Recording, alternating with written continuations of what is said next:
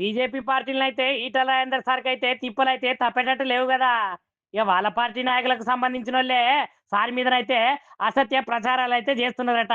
ఇగ ఈ ముచ్చట పక్కకు పెడితేనైతే బీజేపీ రాష్ట్ర నాయకత్వం మీద గూడా సారైతే బాగాగనం మండిపడ్డడులా.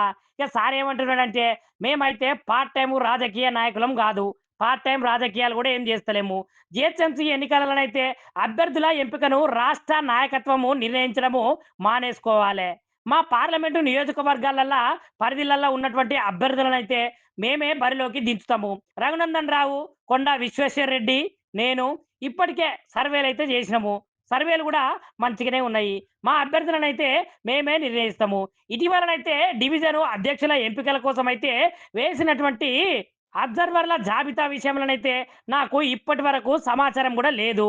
ఇగ పార్టీ నిర్ణయాలల్లా నాకు కనీసము సమాచారం గూడా అందుతలేదు" అని సారైతే బాధపడకుంటా మాట్లాడిండు. ఇక సీనియర్ నేతగా నాకు ఒక గుర్తింపు ఉన్నది. అది పార్టీ దాన్ని కాపాడుకోవాలే అని సారైతే జెప్పిండు.